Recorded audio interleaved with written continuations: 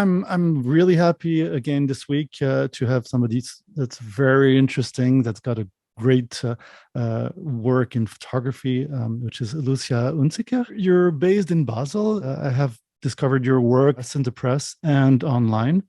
And yeah, I'm going to directly go to the main question of those dialogues is what photography is for you and how come you became a photographer? Well, Tristan, thank you for having me. I'm happy to tell my story. So photography is my life, it's my big passion. And I started in 2008, something. Yeah, I've had my first camera then, and I was still studying also 1 year in Paris, and then I was really into fashion and into I really loved Paris, and then I thought, okay, as I like to read Vogue and all these magazines, I want to do an internship at a studio, and then I did an internship at the studio in Paris, and I could work with really great and some famous photographers. And then I thought, yeah, that would be something after my studies to do. And after I did my master's, I started from scratch, actually, read books, and I studied history, so I was really into research, and I got some skills there. I just studied less dry stuff. I just study images and dived into the history of photography. And then that basically I read somewhere, I think either on your website or maybe somewhere else, but that basically you were around 16 when you bought your first camera and really discovered that passion for photography. Did you already imagine all this interest you would have for history, your main thematics right now, and fashion photography, or it just came one step after the other? So I was always a very visual person, and I love beauty. And I had a friend in my teens, and he did photography, and then I got introduced to it. But in the first place, I didn't have the courage or the self-confidence to study it, to go to art school. And then I did a little detour, studied something else, and finally found my passion. Yeah, I also then I will put all the links below the podcast for the indication, because I think, as usual, we really need to see the work, your process into imaging to understand the details of your work, of your art. You tend to be really interested in the idea of identity and who your subjects are, and you're saying yourself that you didn't feel confident when you started photography. Is there a link between the two, you think? Yes, I mean, when you know who you are, it's easier to do something, and especially in photography, where it's about also like a visual identity. It's it's useful if you know who you are. And I mean, I knew who I am, but I didn't know how to express myself and to find a language. And it took a little longer to do that, and I'm still working on it to find my style. But my approach was, I thought I'm gonna find my style, my visual identity, when I study and sort of imitate my big heroes in photography. And so I came up with my project Basel in Portraits, for which I did actually 59 homage to my favorite photographers. And this was like a journey through history of photography. And it started with, Nadar or Julia Margaret Cameron, or, in mid-19th century. And until It's the one. current photographers. And as a subject, as I'm from Basel in Switzerland, I chose like celebrities from Basel, like local celebrities, but also like internationally well-known celebrities like Roger Federer. And yeah, that was my first step into photography. Mm. And I worked 4 years on this project. Yeah, because this project, I think that's one of the works where I discovered your approach to photography. I think it's the portraits are really strong. There's definitely they seem to reflect the identity of the person who you're taking the picture of, and it really feels like how do you say, a work in common. You're working with your subjects to try to express something and share something, and that's where I was wondering. It seems you're taking parts into who your subjects are, who they're going to be in the future, how they want to represent themselves. And do you think photography has a very strong importance in that respect? For people in general, I mean, the general public, people who look at your work? When I do a portrait, I do research on the subject, and I often it's like people I photograph that are in public eye. So I research, what they represent or what who they are as a persona, not maybe a personal person. So especially for this project, I did a how to say.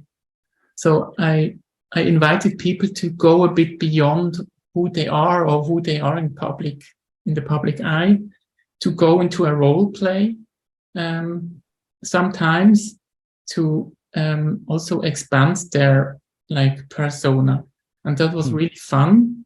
And I started from who they are and then dived into it and developed something to who they could be, and asked the subject, of course, if they would be into it. And mostly they were into it. And then we tried, and it was a good experience for both sides. Yeah, in that sense, do you think it really let them expand what they were at the point when you took the picture into something new, and let them develop, as you say, their persona a little bit further, thanks to your partnership work? And from my side, it was also really interesting, because I tried to look through the eyes of another photographer. So I tried to look with the eyes of Peter Lindbergh, whose work I really admire, or I looked with the eyes of David LaChapelle or Terry Richardson or Irving Penn. So this was, I mean, the level was really high, but I tried to discover photography through their eyes. So it was a big learning curve and a big journey of discovery for me. Yeah, and yeah, again, I'll push the listeners to go check the photos. On your website, you have a few examples. I find it very strong, because that's my personal point of view. The settings are quite similar in all the photos, in all the portraits, in terms of the background. You really feel there's something custom designed. I felt it was more intimate than what we usually see. Does your attachment to Basel, do you think the focusing on your community is of importance, or do you want to expand somewhere else? I mean, my community is important, but when in 2019, I had a sort of a coming out as I'm trans. And then the city invited me to do a project, in the city hall somehow. And then I was trying to, combine what is interesting to me, like the topic of gender, and on the other side, the city of Basel. So I came up with the idea of queer through Basel, queer durch Basel, and invited people to switch the gender roles, or to be another to be on another side of the spectrum of the gender roles, to co-experience what I experienced by transitioning. And so I always try to combine my personal life with my work. Going back to the importance of photography and in your past, but also in your subject's past, do you think photography has a special place for the viewers because it's so widespread in its adoption because of smartphones? Everybody kind of does photography, so they do have some basic understanding of the language. Do you think that's of great importance in your work and what you want to transmit? So for me, like a portrait is like a sort of an intimate moment frozen in time, and I have a lot of influence how to light, how the people to pose, how to get the expression. And I think that beside all the technical development, it can be still something when it's about documentary photography, as I do it. And I think that there's other aspects like the market, like AI, that is going to have a big influence on work as a photographer, also in terms of the pricing. And but I think as a documentarian photographer with a twist in a bit of fantasy, I think it's still it's still relevant to just try to create an intimate moment of a certain intensity. Yeah, to go, I read also somewhere when you're describing your project, trying to reach an emotion, this deeper level of interaction with others. Right now, you're talking about those projects about identity, the meaning of identity, the feeling of identity.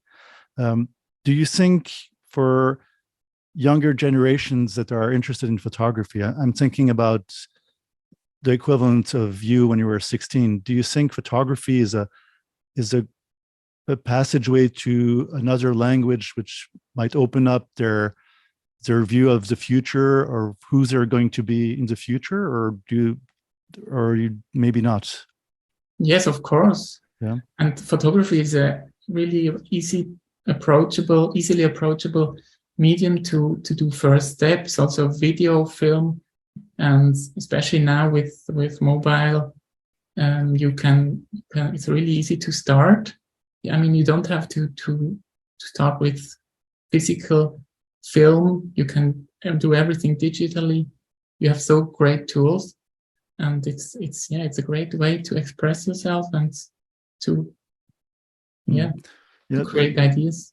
You were talking about film. Maybe for some photographers, moving image is not that far away from the still image.